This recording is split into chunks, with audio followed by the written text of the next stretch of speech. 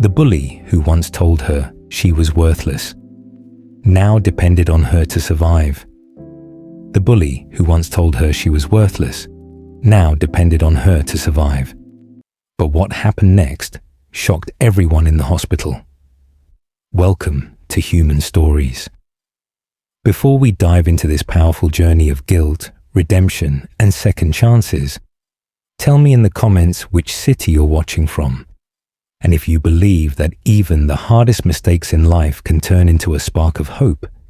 Hit that subscribe button, because these stories don't just speak about the past, they shape our future.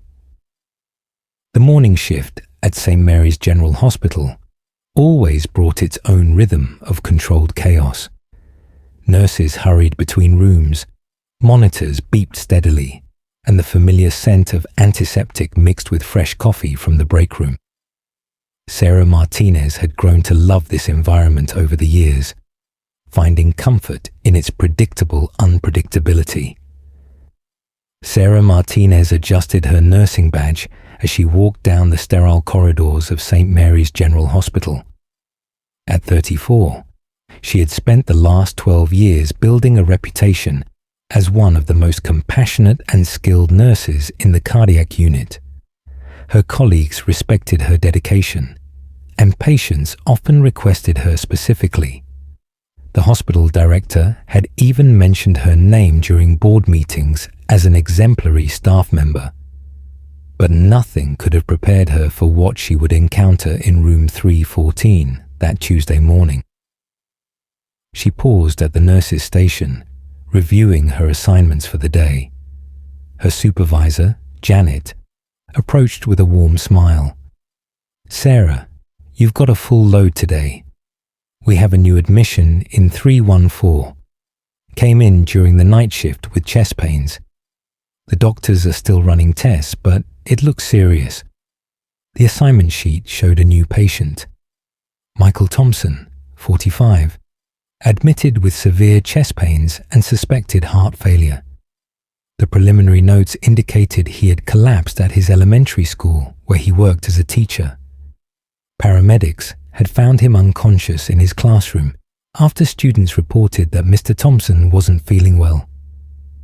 As Sarah pushed open the door to room 314, her clipboard slipped from her hands and clattered to the floor. The man lying in the hospital bed, pale and connected to multiple monitors, was someone she recognized immediately. Her heart began racing, and for a moment, she felt like that 17-year-old girl again, vulnerable and afraid. Michael Thompson. The same Michael Thompson who had made her high school years a living hell. Her mind raced back to those dark days at Roosevelt High. She could still hear his cruel laughter echoing through the hallways.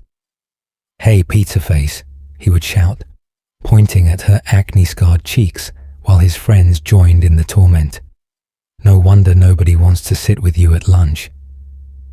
You're disgusting."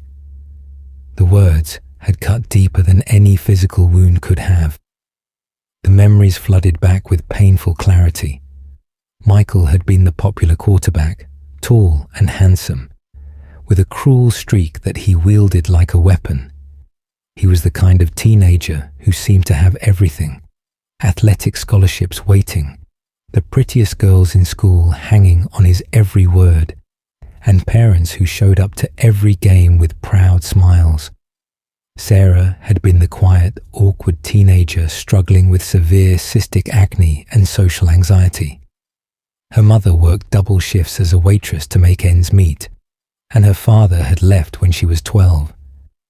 Day after day, Michael had found new ways to humiliate her. The bullying hadn't been limited to name-calling. Michael had organized elaborate pranks that left Sarah feeling isolated and worthless. He would knock her books from her hands in the hallway, trip her in the cafeteria, and spread rumors about her that weren't true. Once, he had convinced the entire football team to ask her to prom as a joke, only to laugh when she showed up at the dance alone, realizing she had been the victim of a cruel hoax. She remembered the incident, that had pushed her to the breaking point. During her junior year, she had finally worked up the courage to attend the school dance. She had saved money for months to buy a dress, a simple blue one from the discount store, and had spent hours getting ready, carefully applying makeup to cover her acne scars. Her mother had even let her borrow a pair of small pearl earrings that had belonged to Sarah's grandmother. But when she arrived, Michael had spotted her immediately. "Look, everyone. The pizza delivery girl is here," he had announced loudly, causing the entire gymnasium to turn and stare. The laughter that followed had been devastating. Students pointed and whispered, and Sarah felt the familiar burn of shame wash over her face. She had run home in tears and locked herself in her room for 3 days. It was the first time she had seriously considered ending her life. Her mother had found her crying on her bedroom floor, and it was that moment that changed everything. When her mother held her and promised that high school wouldn't last forever. The aftermath of that dance had been brutal. Photos had been taken of her running out in tears, and they circulated around school for weeks. Michael and his friends created a mock pizza menu with her face on it, posting copies around the school until a teacher finally intervened. The principal had suspended Michael for 3 days, but the damage was done. Sarah spent the rest of her junior year eating lunch in the library and avoiding social events entirely. Now, 17 years later, that same person lay helpless before her. Michael's once athletic frame had grown soft, his face was ashen, and his breathing was labored. The confident smirk she remembered so well was replaced by lines of pain and fear. His dark hair was thinning and streaked with grey, and there were deep worry lines around his eyes that spoke of years of stress and regret. Sarah's first instinct was to request a different patient assignment. Every fibre of her being wanted to walk away and let someone else handle his care. She could feel her pulse quickening and her palms becoming sweaty, the same physical response she'd had as a teenager whenever she saw Michael approaching in the hallway. But as she stood there, something deeper stirred within her, not revenge, but something far more complex. Her professional training kicked in, reminding her of the oath she had taken to care for all patients regardless of their background or history. She took a deep breath, picked up her clipboard, and approached his bedside. Michael's eyes fluttered open, unfocused from the medication. The machines around him beeped steadily, monitoring his heart rate, blood pressure, and oxygen levels. An IV dripped steadily into his left arm, and an oxygen cannula was positioned under his nose. For a moment, he seemed to struggle to place her face. Then recognition dawned slowly, like sunrise breaking through clouds, and his expression shifted to one of surprise and unmistakable shame. "Sarah," he whispered, his voice hoarse from the breathing tube that had been removed earlier that morning. "Sarah Martinez." She nodded curtly, her professional mask firmly in place. "I'm your nurse for the day shift. I need to check your vitals and administer your medication." The irony wasn't lost on either of them. The girl he had once told was worthless and ugly was now the person responsible for his care and comfort. Michael tried to speak, but Sarah cut him off with professional efficiency. "Blood pressure is elevated, heart rate irregular," she noted, wrapping the cuff around his arm. Her touch was gentle but distant, years of medical training overriding her personal feelings. "When did you first experience chest pain?" Michael struggled to focus on her question. "Yesterday morning," he managed. "During my first period class, 3rd graders, I was reading them a story about kindness when the pain started." The irony of his teaching topic wasn't lost on either of them, but Sarah maintained her professional demeanor. For the next hour, Sarah performed her duties with meticulous care. She checked his IV, monitored his oxygen levels, and administered his medications exactly as prescribed. She updated his chart, noting his responses to treatment and any changes in his condition. But she spoke only when necessary, maintaining strict professional boundaries. Her movements were efficient and practiced, the result of 12 years of experience in cardiac care.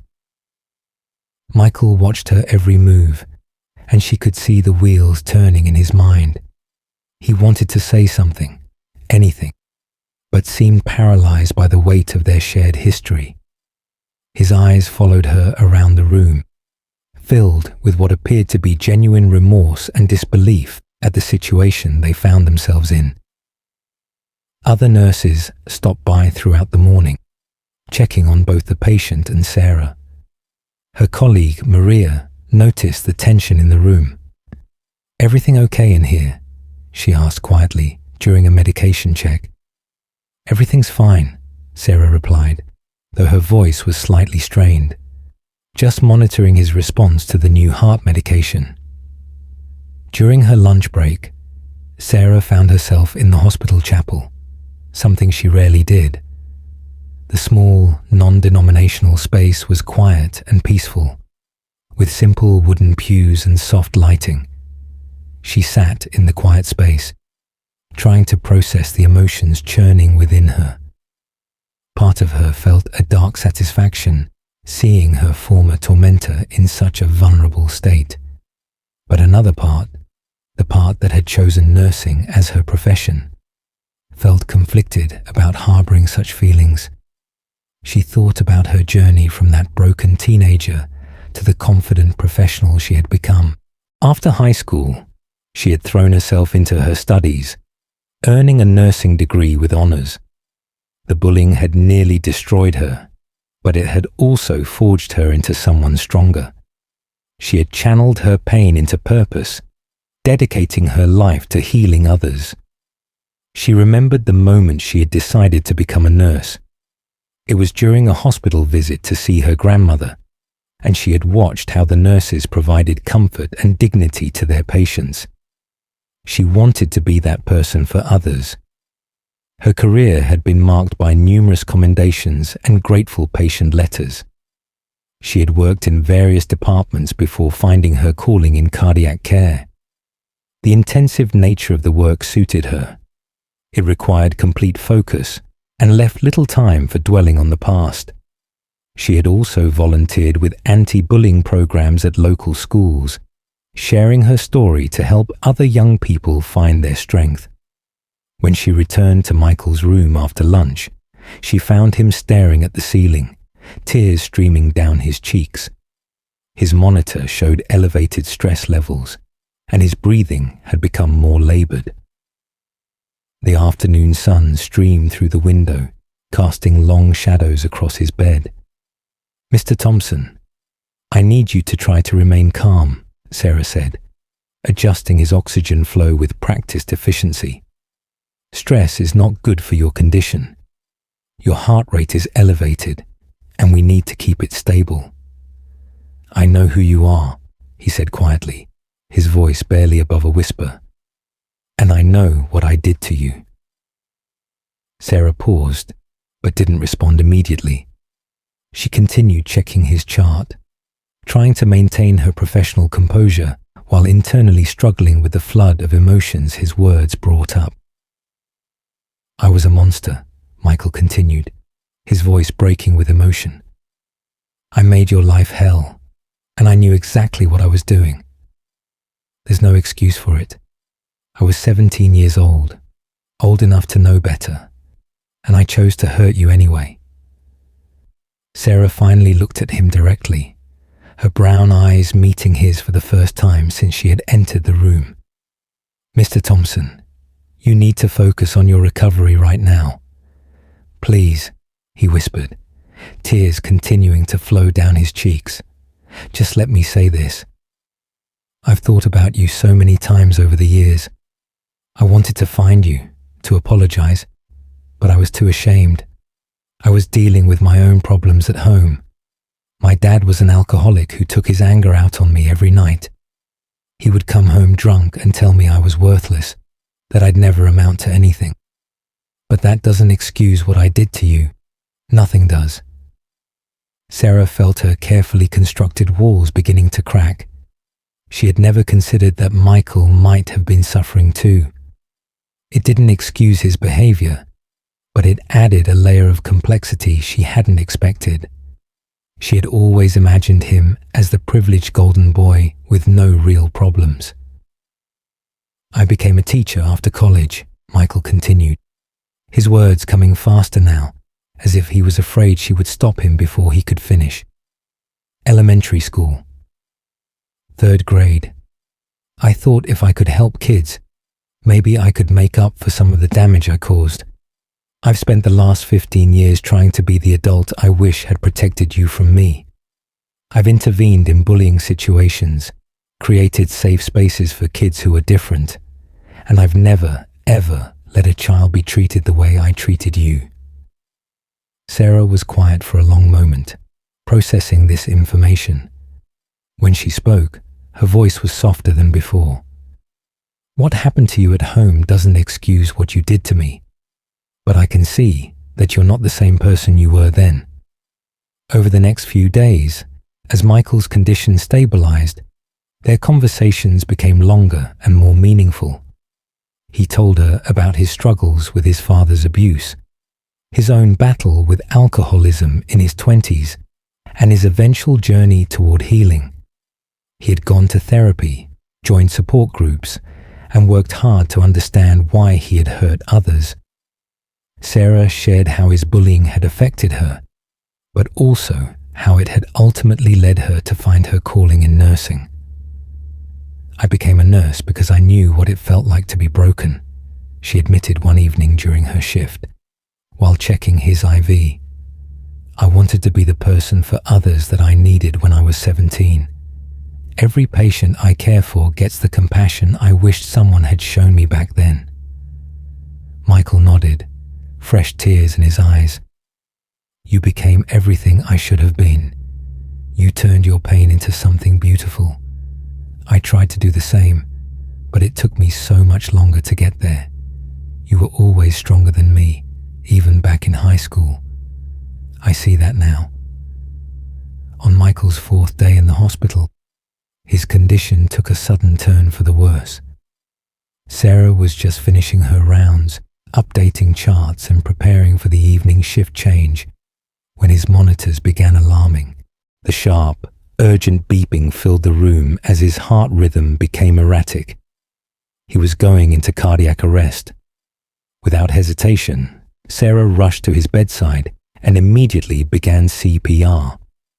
Her training took over as she worked to save his life, pumping his chest with steady, powerful compressions. The sound of his ribs cracking under the pressure was audible, but she continued without pause. Other medical staff rushed in to help. Dr. Peterson, the cardiologist, Maria with the crash cart, and 2 other nurses. But Sarah never stopped working. Come on, Michael, she whispered between compressions, sweat beading on her forehead from the physical exertion. Don't give up now. For 3 critical minutes that felt like hours, she worked to restart his heart. The room filled with controlled chaos. Medications were prepared, the defibrillator was charged, and everyone worked in perfect synchronization. Just when it seemed hopeless, when Dr. Peterson was preparing to call the time of death, the monitor showed a weak but steady rhythm. Michael's eyes fluttered open, and he looked directly at her. Why? He gasped, his voice barely audible. Why did you save me after what I did to you? Sarah looked at him with tears in her eyes, her hands still trembling from the adrenaline. Because that's who I am now. And maybe it's who I was always meant to be. The incident became a turning point for both of them. Michael's recovery was slow but steady, and during his remaining days in the hospital, he and Sarah talked extensively about forgiveness, healing, and second chances. He told her about the students he had helped over the years, kids who reminded him of her, who were struggling with their own challenges. He showed her pictures of his classroom, decorated with anti-bullying posters and quotes about kindness. "I don't need you to forgive me," he told her on his final day, as she helped him prepare for discharge. "I just needed you to know that I see you, really see you, and I'm sorry. You're the strongest, most compassionate person I've ever met, and I'm grateful that my worst mistake led to meeting the person you became." Sarah considered his words carefully, weighing them against years of pain and healing. "I do forgive you, Michael. Not because you deserve it, but because I deserve peace. And maybe because the scared boy who was hurting at home deserves compassion too." When Michael was discharged, he handed Sarah a letter, sealed in a hospital envelope. "Don't read this now," he said, "but when you're ready, I hope it helps you understand how much this meant to me." Months later, Sarah finally opened the letter. In it, Michael had written about his commitment to anti-bullying programs in schools and his work with troubled youth. He had started a foundation called Second Chances that provided counseling and support for both bullies and their victims. He had also included a donation to the hospital's scholarship fund for nursing students from disadvantaged backgrounds, made in Sarah's name. The check was for $25,000. The letter concluded, "You saved my life in more ways than one. You showed me that forgiveness is possible, that people can change, and that sometimes our worst moments can lead to our greatest growth. Thank you for being the hero I never deserved but desperately needed. I will spend the rest of my life trying to be worthy of the second chance you gave me." Sarah kept the letter in her locker at work, reading it whenever she encountered a difficult patient or faced challenges in her personal life. It served as a reminder that healing is possible, that people can change, and that sometimes the most powerful thing we can do is choose compassion over revenge. Years later, when other nurses asked her about her philosophy of patient care, Sarah would tell them, "Every person in that hospital bed is someone's child, someone's story. We don't know what brought them to us, but we can choose what we give them while they're here. Sometimes the person who needs our compassion the most is the one we least want to give it to." The experience with Michael had taught her that forgiveness isn't about excusing someone's actions or pretending they didn't happen. It's about refusing to let someone else's worst moments define your own character. It's about choosing to be the person you want to be, regardless of how others have treated you. Sarah Martinez continued to work at St. Mary's Hospital for many more years, touching countless lives with her compassion and skill. She was promoted to charge nurse and eventually became the director of the cardiac unit. She never saw Michael Thompson again, but she knew that their brief reconnection had changed both of their lives forever. And in the quiet moments between patients, she would sometimes reflect on the profound truth that had emerged from their encounter, that our greatest pain can become our greatest strength, and that sometimes the people who hurt us the most can teach us the most about who we really want to be. The girl who had once been told she was worthless had become someone who dedicated her life to showing others their worth. And perhaps that was the greatest victory of all. In the end, the bully who had tried to destroy her spirit had unknowingly helped her discover her purpose. Because sometimes the people who break us are the ones who teach us just how strong we really are. And sometimes the most powerful revenge is becoming everything they said you never could be. What would you do if faced with someone from your past who had hurt you? Would you choose revenge or compassion? The choice we make in those moments reveals not who they are, but who we truly are.